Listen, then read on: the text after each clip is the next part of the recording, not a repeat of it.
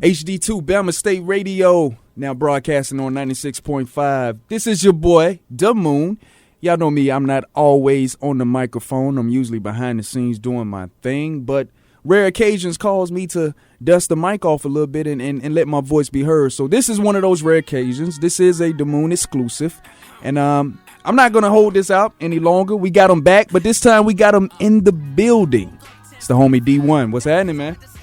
I am live in the building in Montgomery, Alabama, over here at Bama State Radio. Understand, this is not a call-in interview. This was not scheduled via email. This is fam connecting. This is me driving from New Orleans. Had to connect with my man, DaMoon. Yo, I got to tell y'all, man, I'm out here, I'm talking to his manager, and I go outside, and I'm looking for the car to pull up or something. You know, I'm thinking he got like, you know, maybe 10 cats with him. I don't know. Come on, man. And I see somebody standing with dreads, and I'm talking. I know this ain't him. This can't be him. Just standing outside with dreads.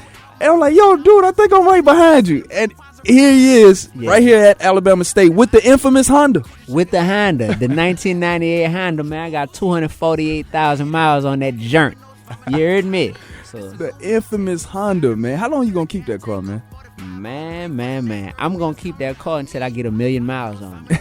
1 million miles, like straight up. That's what I want. That's all right. But we all know that right about now you can, you're doing pretty well, man. And you can do a lot better than a Honda. And you've been grinding for it, though, man.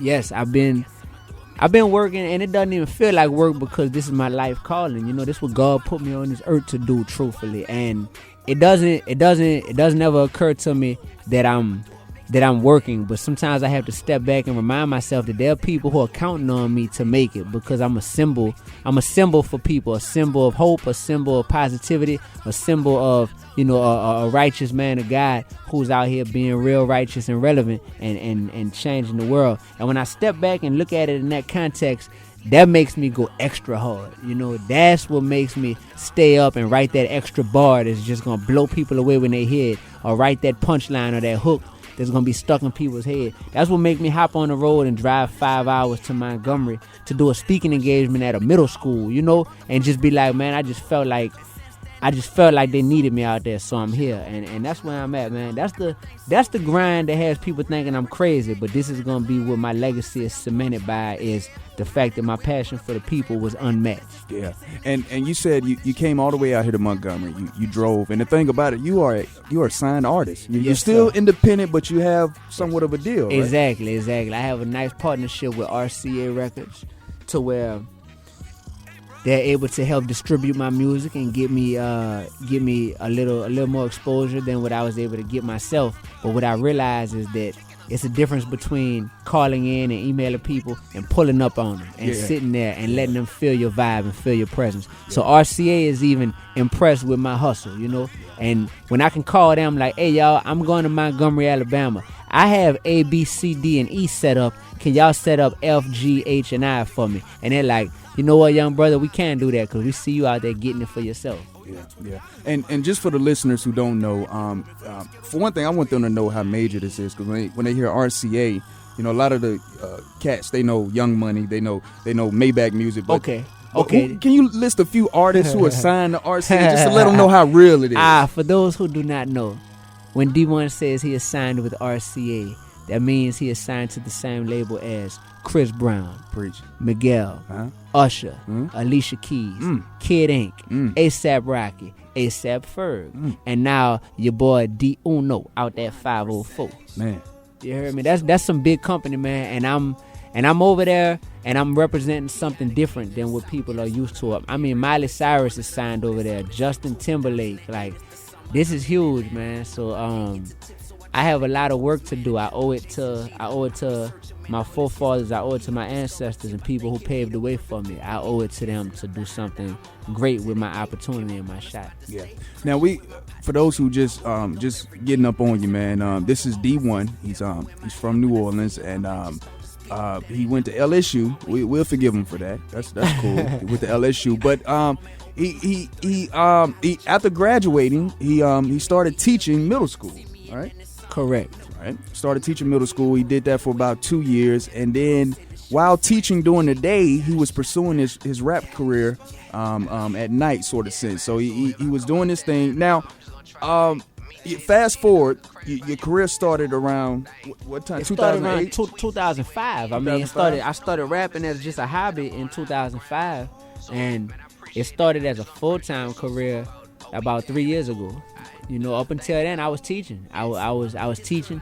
I was making enough money to be able to pay my bills for my apartment, to be able to, you know, keep the oil changed in the Honda and you know, keep gas in the car, and to be able to pay for my studio time and flyers and posters so I could promote myself. And I come from a city where they're not necessarily checking for the type of music that I do. So I always was the eyeball who was trying to, you know, fit a square, you know, fit a square shape into a round circle. You know, I was trying to fit a square peg into a round circle, and it wasn't always quite fitting. But like I say in the song, I don't have what they want, but I know I got what they need. You know, and that's been my mentality. And here I am years later, and man, it's big. You know, big. Yeah, it's big. Yeah. And you talk about your music a little bit, and for those who don't know, you currently have a mixtape out right now, Free Lunch and Sally Mae. Free Lunch and Sally Mae. Yeah, that's out right now. He's got a string of mixtapes. Before that is Songs of David 2, I believe. Yes, sir. Then Songs of David 1, Focus Tape. Hope they hear me. See, bro, that's why I rock with you, bro. That's why I rock with this man, cause he know the discography, man. It's love, man. It's love. And the fact that you are just in Montgomery, man, a sign artist, you're here in Montgomery. It's you don't get that.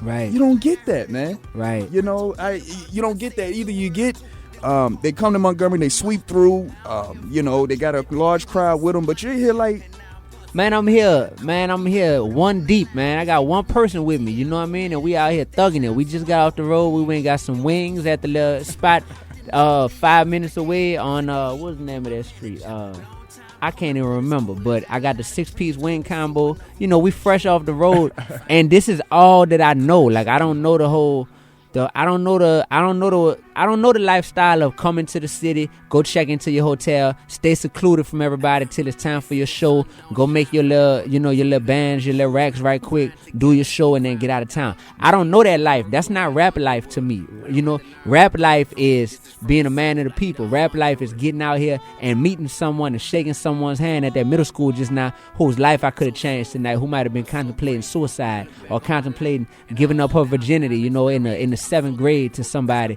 or a little dude who contemplating selling dope, you know, and dropping out. That's rap life to me, is making that type of impact. Yeah, making a change. Let's talk about your music a little bit. Here at Bama State Radio, we've been playing a couple of songs. Actually, my partner, he said, man, I wish I was here with you when you interviewed D1 so I could tell that man how much we get tired of hearing his music, because you keep it in rotation. Believe that. We keep it in rotation. But we played the song that really got a lot of people's attention. No pun on word, intended. But was the song Attention. Psh, for real, man. That's why I love college radio, because you have the freedom and the flexibility to play a record like Attention that mainstream radio would probably never play a record like that. It's like, man, like everything he talking about in there, it's like it's almost too real, you know. And for y'all to be able to play that, that's amazing, because that's one of my favorite songs that I've ever done, you know. And shout out to my homegirl Sonny Patterson, who was on there. Beautiful spirit, you know, wonderful poet, and she came and assisted me on that track.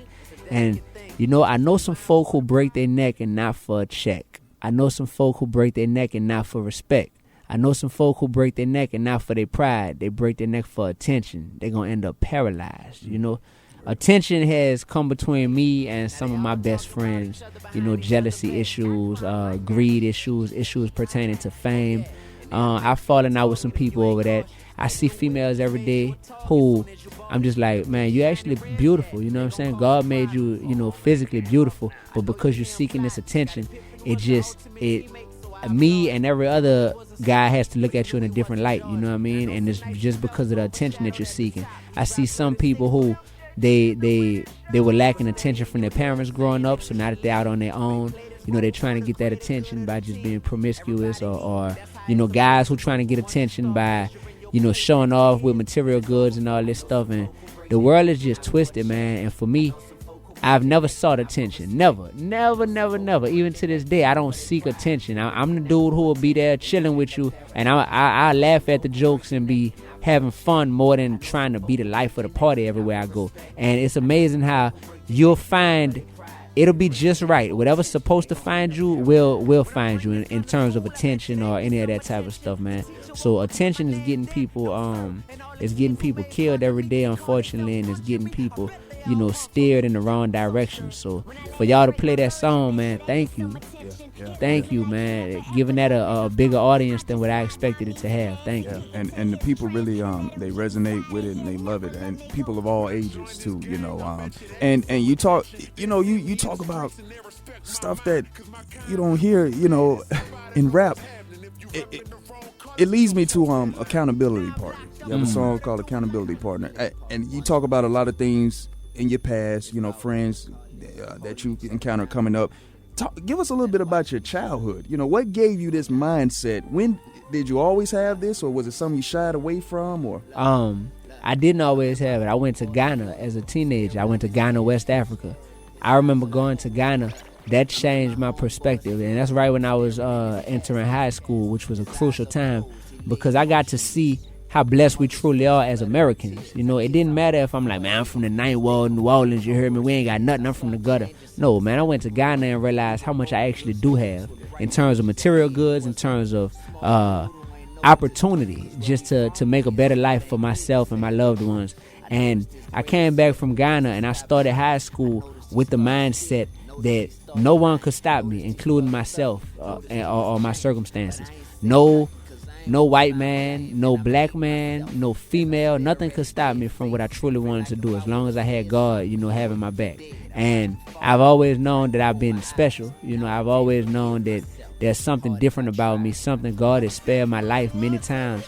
There's times when I've just felt, I struggle with lack of confidence at different times, man, because I would always be not enough of this or not enough of that, and struggle with self-confidence issues. And then it wasn't until I really realized that like God made me exactly how I am, for a reason, and anything that I feel like I'm lacking, it's only because I'm comparing myself to other people, and that's a no-no right there. So once I started living and having this mission vision state of mind to where I'm focused on the mission God put me on, and he wouldn't put me on a mission that he didn't equip me, with the proper tools and the proper skill set to be able to complete this mission. So I already have everything I need, like the book The Alchemist. I read that book, and it's like you could go all over the world looking for your personal legend, but it can be right there, right there under your nose the whole time. So once I started realizing that, and I still go through that stuff sometimes to where I have to remind myself of that and not to compare myself to other people. So, just growing and maturing has put me in the state of mind that I'm in now, and I just feel like God is using me. He's giving me, opportunities and just platforms and shots to really have an impact, while I'm still down here, man, because my life could be taken any day, and I know that, and I just want to maximize what he put me here to do. I feel like I've tapped into what he put me here to do because I'm not trying too hard, man. Like this is not something I grew up wanting to do or expecting that this was going to happen. But now that it's just organically happening, I'm like, I tapped into my purpose. That's a blessing. Now it's just about maximizing it. Yeah. It sounds like you're doing something that's bigger than even D1. There you go. I'm a symbol, and I'm well aware that I'm a symbol at this point. A symbol of something bigger than just myself. So I have to treat my talent as such. I have to treat every opportunity I get as such. And I get mad at myself if I feel like I wasted an opportunity, or if I feel like I'm not remembering that, like, D, you're a symbol, man. Like when you get this platform or you get this stage, like you represent much more than just yourself. It's not just bars you spitting. It's a call to action that you're spitting. It's a proclamation of a new lifestyle that you up there spitting and representing with your appearance, with your demeanor, with your delivery of everything. So, yeah, man, September 20th, 2014 really changed my life. And that was a couple weeks ago. And so that's the day I went to the BET Hip Hop Awards, right? For the first time, legitimately. I snuck in before, but that's the first time I went legitimately. And you know, I'm on the Cypher this year. I'm on the BET Cypher. Yeah. So that was cool, and it was a blessing, man. And you know, I did my thing. But honestly, I set the bar real high for myself. And it's tricky how we filmed the Cypher. So I haven't told anybody this story, but it's tricky how we filmed the Cypher. We filmed it a couple weeks prior to that, and they filmed like 5 takes of us doing our verses for the Cypher. So it's like, all right, that's cool. So then it becomes to where in your head you're like, well, shoot, which take are they gonna use when they actually show the Cypher? You know what I mean? Because each take you spit it a little differently than the take before, just because we're human beings and we're not like, you know, tape recorders. It's not the exact same. So me just putting a lot of pressure on myself and whatnot in terms of what I want to say. What can I tell the world in 16 bars? Millions of people who are going to be watching me. What do I want to get out there about who D1 is, what D1 represents?